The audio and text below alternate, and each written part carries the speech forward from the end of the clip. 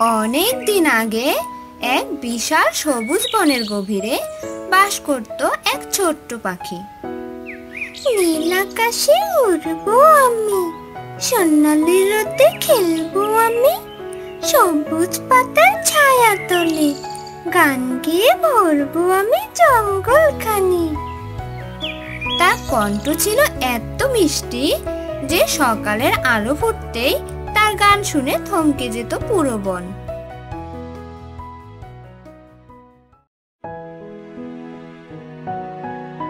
প্রতিদিন সে দূর দূরান্তে উড়ে যেত পোকামাকড় খুঁজে খাবার সংগ্রহ করতে। এটা কঠিন কাজ ছিল, কিন্তু সে খুশি মনেই করত।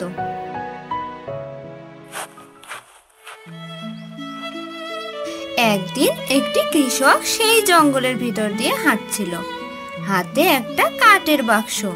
পাখিটা সেই বাক্সটি দেখে নিচে নেমে এলো।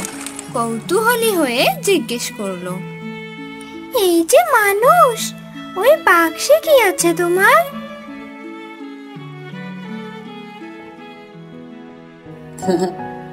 এতে পোকামাকড় আছে, আমি এগুলো বাজারে বিক্রি করব, তারপর পালক কিনবো। পালক? পালক কিনে কি করবে তুমি? বালিশ বানাবো, শহরে পালকের দাম তো বেশ।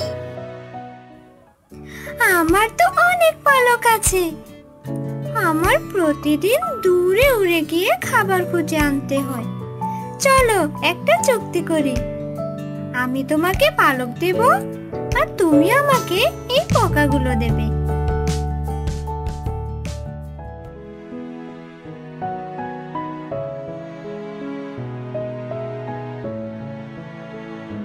এভাবেই শুরু হলো এক অদ্ভুত বন্ধুত্ব, এক অদ্ভুত চুক্তি।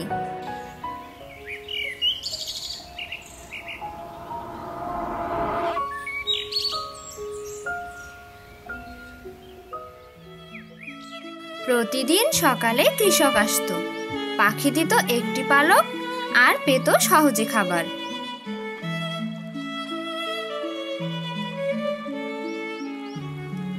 কি মজা! আর দূরে উঠতে হয় না, না খুঁজতে হয় খাবার। এভাবেই তো জীবন অনেক সহজ। কিন্তু ধীরে ধীরে তার ডানাগুলো হালকা হয়ে যাচ্ছিল, শরীর দুর্বল হতে শুরু করলো।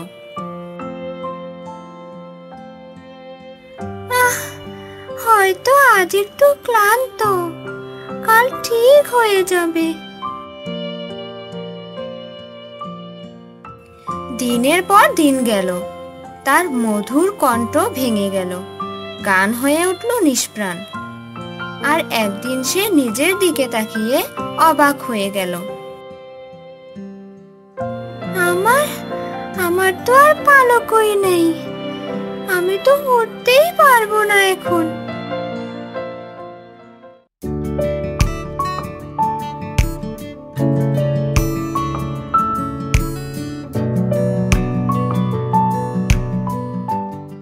আজ আমার আর পালক নেই বন্ধু, কিন্তু একটু খাবার দেবে? খুব খিদে পেয়েছে।